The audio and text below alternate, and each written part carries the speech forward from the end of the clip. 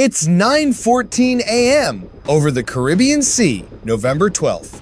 The cockpit alarm screams, "Fire control lock." Two words that mean someone just aimed a weapon system directly at your aircraft. Captain Reed's hands freeze on the controls of the B-2 Spirit stealth bomber. He's flying at 60,000 feet in international airspace, and someone down there is preparing to fire. The B-2 Spirit represents the peak of American military technology. Only 20 of these aircraft exist. Each one costs over $2 billion. The flying wing design makes it nearly invisible to radar. Its stealth coating absorbs electromagnetic waves. Its shape deflects radar signals away from their source. On most radar screens, the B-2 appears no larger than a small bird. This particular mission was supposed to be routine. The United States flies surveillance patrols over the Caribbean constantly. These flights monitor drug trafficking. They track vessel movements. They remind regional powers that American military reach extends everywhere. The route takes aircraft along international corridors north of Venezuela's coastline. Legal airspace that belongs to no nation, but timing matters in military operations. And this particular morning, Venezuela was running intensive air defense exercises. They had invited foreign military advisors to observe. Russian and Chinese technicians had helped them upgrade their radar systems. The demonstration was meant to showcase their improved capabilities, prove they could detect and track modern aircraft, show the world their defenses were no longer outdated relics. When that faint radar signature appeared on Venezuelan screens, flickering like a dying light bulb, it created a perfect storm of pressure, pride, and panic.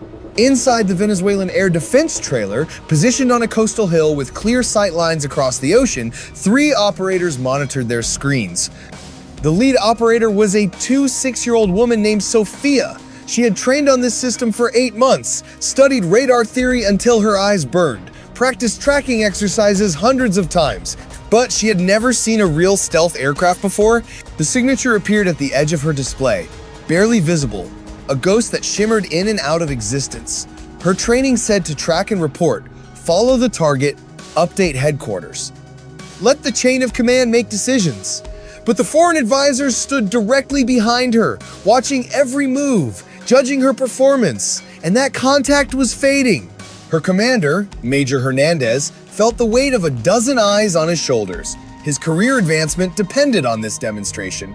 Venezuelan military leadership was watching remotely. Foreign observers were taking notes, everything needed to work perfectly, and this operator was about to lose the only real target they had detected all morning. The radar system they operated was a modern installation. Not quite cutting edge, but far better than the antiquated equipment Venezuela had relied on for decades. The fire control radar could track multiple targets simultaneously. Its beams could reach aircraft cruising above 70,000 feet. The system integrated with their surface-to-air missile battery positioned just outside the trailer. 8 missiles stood ready in their launchers. Each one a long-range interceptor capable of engaging targets at extreme altitudes. Major Hernandez made his decision in 3 seconds. He told himself it was just to maintain the lock, just to keep tracking, just to show the foreign advisors that Venezuelan forces could handle modern threats. He ordered the fire control radar activated. That order changed everything. Fire control radar operates differently than search radar. Search radar sweeps across the sky like a lighthouse beam. It looks for anything moving. Fire control radar locks onto a specific target with narrow, focused energy. It tracks every movement, calculates speed, altitude, trajectory. It feeds targeting data directly to missile guidance systems. Activating fire control radar is the final step before launching weapons. Every military on Earth understands this. It's not observation, it's preparation for attack. The narrow radar beams shot upward. They found the B-2's faint signature and locked on. Inside the bomber's cockpit, the threat warning system transformed from a general awareness tone into a shrieking alarm. The display flashed red. Fire control lock illuminated in bold letters. Captain Reed felt his stomach drop. His co-pilot, Lieutenant Hayes, checked their position on the navigation display. They were 47 nautical miles north of Venezuelan territorial waters, deep inside international airspace, exactly where they were supposed to be. Reed's training took over, his hands moved across the controls without conscious thought. He activated the B-2's electronic warfare suite. The system analyzed the radar frequencies, painting them, calculated optimal countermeasures. Chaff cartridges ejected from dispensers built into the bomber's belly. Thin metallic strips exploded into clouds behind the aircraft. Each strip reflected radar energy, created false targets, confused tracking systems. The B-2's jammers spun up to full power. These systems flooded specific radio frequencies with interference, electronic noise that scrambled enemy communications, made it impossible to transmit targeting data, disrupted the connection between radar operators and their missile batteries. The jammers were powerful enough to affect equipment across a 50-mile radius. Reed banked the bomber northward. The massive flying wing responded smoothly despite its size. He tried to gain distance from the threat, put more ocean between his aircraft and those coastal defense installations. Lieutenant Hayes cycled through additional countermeasures, released more chaff, adjusted jamming frequencies, monitored the threat display for any changes. Reed grabbed the radio transmitter. His voice was steady and professional. Venezuelan Air Defense, this is United States Air Force Flight Alpha 76. Cease radar illumination immediately. We are operating in international airspace. Acknowledge. Static answered. He tried again on emergency frequencies. More static. The electronic warfare systems were working too well. Their own countermeasures were blocking communications in both directions. Down in the Venezuelan trailer, chaos erupted. Sophia stared at her screen in confusion. The target signature had multiplied. What appeared to be one aircraft now showed as 6, then 12, then 20 different contacts, all moving in slightly different directions, all at different altitudes. The chaff was working exactly as designed. Major Hernandez grabbed for his radio. He needed to contact headquarters, report the situation, get authorization for whatever happened next. But every frequency filled with howling, static. The interference was so powerful it hurt to listen through the headset. He ripped it off, tried backup communications equipment. Everything was jammed. The foreign advisors leaned in closer. One of them, a Russian technician who had helped install this radar system, recognized what was happening immediately. "You're being jammed?"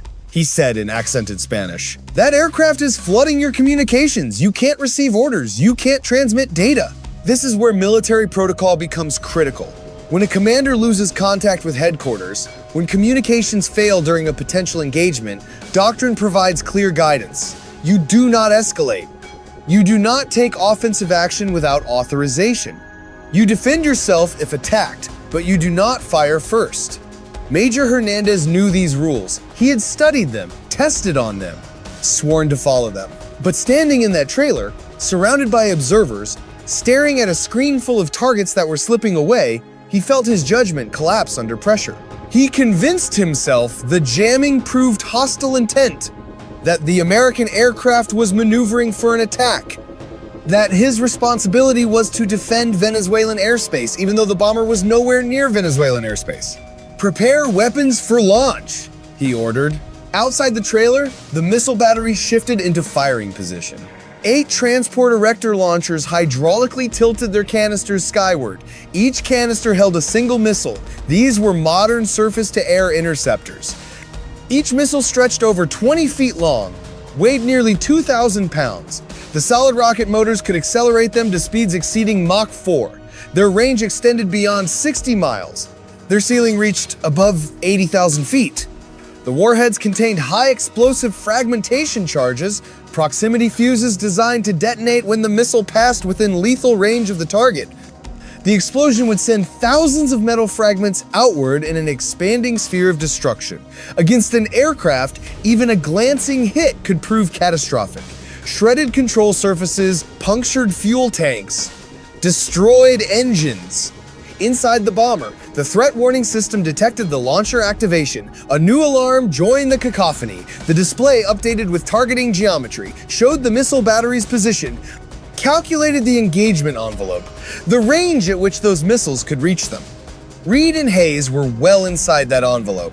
"They're powering the launchers," Hayes said. His voice stayed calm, but his hands gripped the armrests tight. Reed pushed the B-2 into a climbing turn, tried to open the range, put more miles between them and the threat, but the bomber wasn't designed for violent evasive maneuvers. It was a strategic aircraft built for stealth and endurance, not dogfighting. Major Hernandez watched his radar display with growing frustration. The multiple false contacts were drifting, moving in ways that didn't match normal aircraft behavior. Some appeared to accelerate impossibly fast, others seemed to hover in place. The targeting solution kept shifting. What Hernandez didn't understand was that they weren't tracking the B-2 anymore.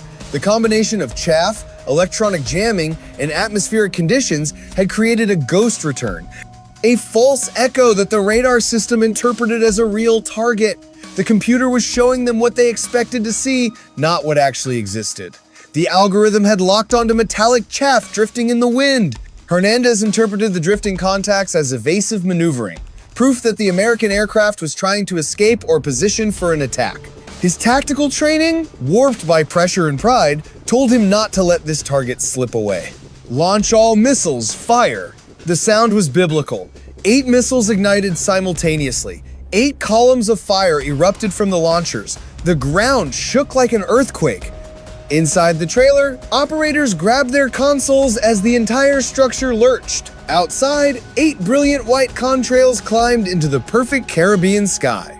The missiles accelerated with impossible speed, reaching Mach 2 within seconds. The foreign advisors stood frozen. The Russian technician's face went pale. Venezuela had just launched an unprovoked attack on an American military aircraft in international airspace. This was an act of war against the world's most powerful military. Captain Reed saw the launches on his threat display before Hayes screamed the warning, "Missile launch! Multiple missiles! 8 inbound!" Time compressed. Reed pulled the B-2 into a climb that pressed both pilots back into their seats. Then he snapped into a diving turn that made the airframe groan. Metal creaked. Warning lights flickered. The bomber wasn't built for this kind of stress. Every violent maneuver risked structural damage, but the alternative was death. More chaff exploded behind them. The dispensers worked overtime. The jamming suite burned at maximum power. Every defensive system the B-2 possessed worked simultaneously. The first missile closed with terrifying speed. Its active radar seeker hunted through the electronic noise. Reed watched the threat display, calculated the intercept point, and yanked the bomber into another direction at the last possible second. The warhead detonated above their left wing. The explosion was close. The shockwave hammered the cockpit like a physical blow. Instruments rattled. A crack spiderwebbed across one display screen. But they were still flying, still alive. 7 more missiles hunted them through the sky. This is where Venezuela's catastrophic mistake became undeniable. Those 8 missiles were chasing phantoms. The targeting data fed to their guidance systems pointed at atmospheric reflections. Electronic ghosts, clouds of metallic chaff. Not the actual B-2 Spirit bomber. The second missile streaked into empty sky, detonated against nothing. The third lost its radar lock entirely. It spiraled uselessly until the motor burned out. The fourth and fifth missiles chased the same false target. Both exploded harmlessly 2 miles away. The remaining missiles became so confused by false returns that they simply gave up. Reed fought the controls through every second, diving, climbing, turning, creating unpredictable flight paths. But gradually, impossibly, the threat indicators began clearing from his display. One missile marker vanished, then another. The alarms faded. "Threats clear," Hayes whispered. "All missiles offline." They had survived. 8 surface-to-air missiles fired at point-blank range, and they had survived. Back on the Venezuelan hillside, confused silence filled the trailer. 8 missiles fired, 0 impact confirmations. The radar showed no debris field, no explosion, nothing. Their radios crackled back to life. The first transmission from headquarters carried barely controlled fury. Air Defense Battery 7, report status immediately. Who authorized weapons launch? Major Hernandez had no answer that would save his career. He had fired on an American aircraft in international airspace without authorization. Missed completely. And given the United States every justification it needed to respond with overwhelming force, in Washington, the emergency notification climbed the chain of command with unprecedented speed. A B-2 Spirit had been engaged with 8 missiles while operating legally in international airspace. Military planners began reviewing every asset in the Caribbean theater. The response would be decisive. Venezuela's leadership faced their own catastrophe. Senior officers demanded answers. How had a battery commander launched without authorization? Why had every missile missed? They had attempted to shoot down an American stealth bomber and failed spectacularly, exposed the limitations of their air defenses, proven their radar systems could be fooled by basic countermeasures. The B-2 Spirit turned toward home, carrying evidence that would reshape regional military balance. The bomber's systems had recorded everything. That information would be analyzed by intelligence agencies, shared with allies, used in diplomatic negotiations. What Venezuela intended as a demonstration of defensive readiness became an international humiliation. What began as routine patrol became a case study in how regional tensions explode into potential warfare. And what started that November morning with a single radar pulse ended with two nations staring across a divide that had grown far wider and infinitely more dangerous. Subscribe for more military stories.